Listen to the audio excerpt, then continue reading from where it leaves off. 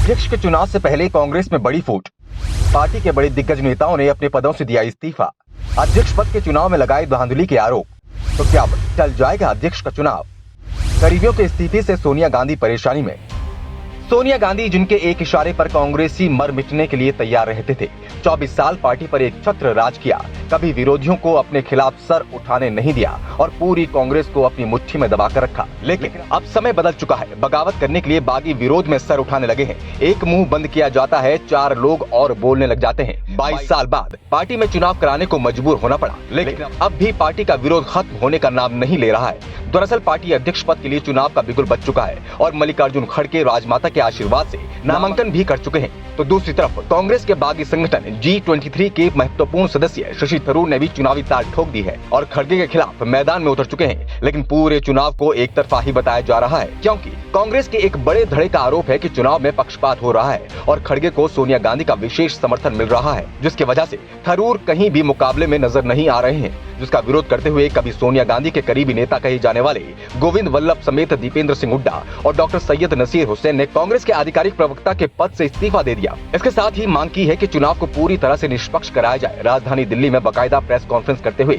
Akhil Bharatiya Congress committee के तीनों प्रवक्ताओं ने अपने पदों से इस्तीफा देने का ऐलान किया है। मीडिया कर्मियों से बातचीत करते हुए गौरव वल्लभ ने कहा कि मौजूदा समय में अखिल भारतीय कांग्रेस कमेटी के अध्यक्ष पद की चुनाव प्रक्रिया चल रही है, जिसमें नामांकन की प्रक्रिया का काम पूरा हो चुका है और अब नाम वापसी तथा मतदान का काम बाकी रह गया है। यदि अध्यक्ष पद के लिए नामांकन करने वाले उम्मीदवार अपने नाम वापस नहीं लेते हैं, तो एक से अधिक उम्मीदवार होने पर निश्चित तौर पर मतदान के माध्यम से अध्यक्ष पद का फैसला किया जाएगा। उन्होंने कहा कि हम चाहते हैं कि अखिल भारतीय कांग्रेस कमेटी के अध्यक्ष पद का चुनाव स्वतंत्र एवं निष्पक्ष हो, इसलिए मैंने और दीपेंद्र सिंह हुड्डा तथा डॉक्टर सैयद नसीर हुसैन कांग्रेस के आधिकारिक प्रवक्ता के पद से इस्तीफा देने का फैसला किया है। हालांकि कांग्रेस में ये इस्तीफों का कोई नया मामला नहीं है। इससे पहले भी पार्टी के कई दिग्गज नेता अध्यक्ष पद के चुनाव के लिए और सोनिया गांधी के ऊपर हठधर्मिता का आरोप लगाते हुए अपने पदों के साथ साथ पार्टी से भी इस्तीफा दे चुके हैं।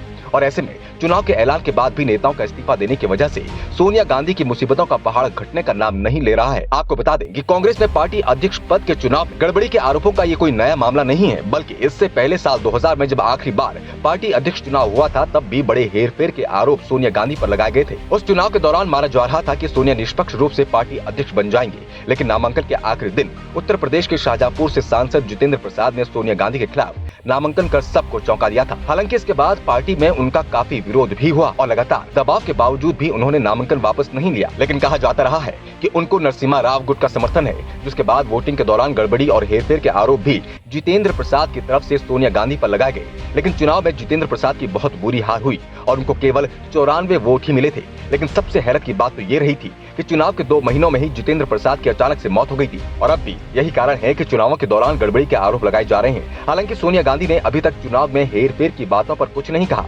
लेकिन क्या वाकई में चुनाव निष्पक्ष होंगे, ये तो आने वाला समय ही बता पाएगा।